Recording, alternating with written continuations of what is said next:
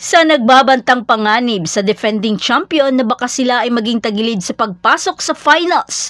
Pero muli nilang pinatunayan ang kanilang galing at diskarte sa Premier Volleyball League All-Filipino Conference Semifinals Game 2. Dahil ang Creamline na nakaharap sa posibilidad na pagkawala sa unang pagkakataon sa loob ng 7 taon ay nagpakita ng isang nakakamanghang pagbabalik laban sa Akari at nagkamit ng isang mahalagang pagwalis na panalo.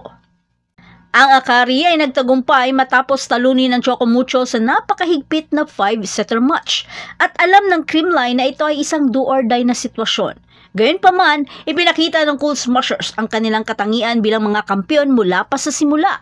Sistematikong winasak nila ang depensa ng Akari na nagpapakita ng kanilang higit na karanasan at teamwork. Sa unang set, patuloy na umangat ang Creamline na nagpapakita ng kanilang malalakas na atake at estratehikong drop shots. Nangibabaw sila sa net na nakahigit sa Akari sa mga puntos sa atake at kill blocks.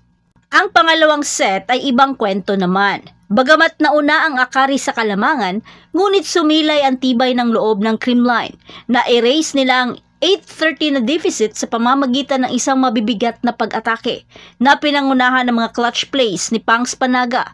Talagang sadyang ginamit nila si Pangs upang sirain ang defense pattern ng Akari. Kaya lumobo ang mga errors ng Chargers. Kaya nang nagtabla sa 16-all, dahil sa isang error ni Suyud, dito na nag-umpisang nag-take advantage ang Creamline. Sabayan pa ng mga unforced error nila tulad ng wrong rotation at mga miscommunication. Dahilan upang masungkit ng Creamline ang second set sa score na 25-19. Talagang sayang ang naumpisahang kalamangan ng Akari.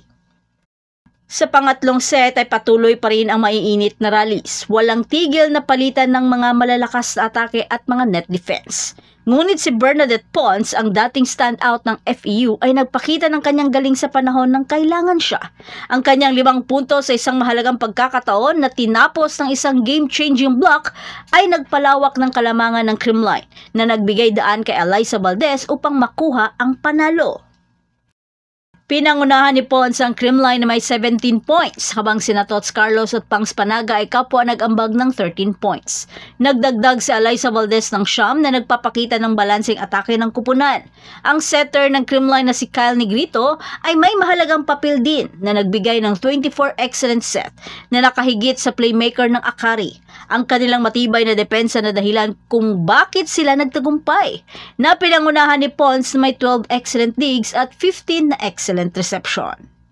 Sa kabilang banda, nagkaroon ng hirap ang Akari na mahanap ang kanilang ritmo. Si Eli Suyud, ang kanilang nangungunang scorer sa kanilang nakarang laban, ay nalimitahan na lamang ngayon sa 11 points. Ang iba pang mga pangunahing manlalaro ng Chargers ay hindi rin naipakita ang kanilang full performance at hindi nakapagbigay ng kailangang suporta sa atake. Ang panalong ito ay nagpantay ng score sa pagitan ng Creamline at Akari sa isang panalo at isang talong record. Ngunit hindi pa tapos ang laban para sa Cool Smashers. Haharapin nila ang kanilang kapatid na kupunan na Chocomucho sa isang laban para sa isang pwesto sa championship round. Magiging isang magandang laban ito at lalo na ito ang daan patungo sa finals na alam naman natin na mananatiling mahigpit silang magkaribal. Ngunit ang performance ng Creamline laban sa Akari ay nagpakita na handa silang lumaban para sa kanilang lugar sa tuktok. Pero kakayanin kaya ng Chocomucho ang bangis ng Creamline? At yan na ang lahat para sa ating update ngayon. Manatiling nakatutok para sa iba pang mga balita mula sa mundo ng Philippine Volleyball. Huwag kalimutan mag-like, mag-subscribe at i-spike ang notification bell para hindi ma-miss ang mga susunod na video. Hanggang sa muli, patuloy na mag-spike at mag-dig sa ating channel. Sobrang lamig!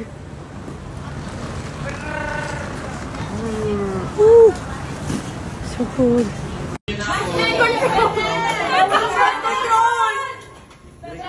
Okay, kanina kami! Hindi pa tapos ang huddle, meron na siyang sticks. May paparazzi po dito! Today we are trying... What's this? Kutsenta! Kutsenta! Okay. And then put some coconut. What's the sauce again? Caramel? Yeah, it's caramel. Sprinkle some coconut. And take a big bite. It's so drippy. It's good. I like it. Aliyah, yes? Good. I like the sauce too. And the coconut. Yay!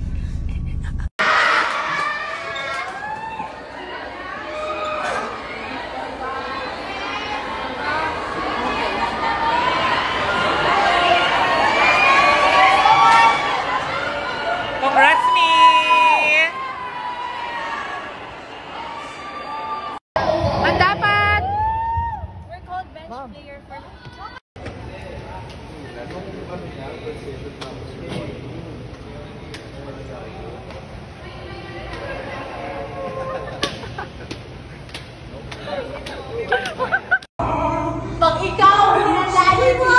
Sinaside-eye ka na niya. Sir, di ka na makakalapit dyan. Sir!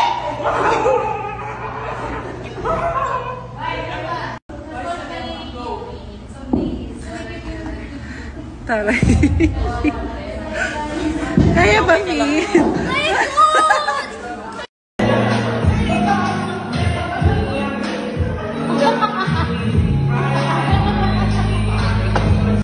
Oh, accommodating naman ang ate ko.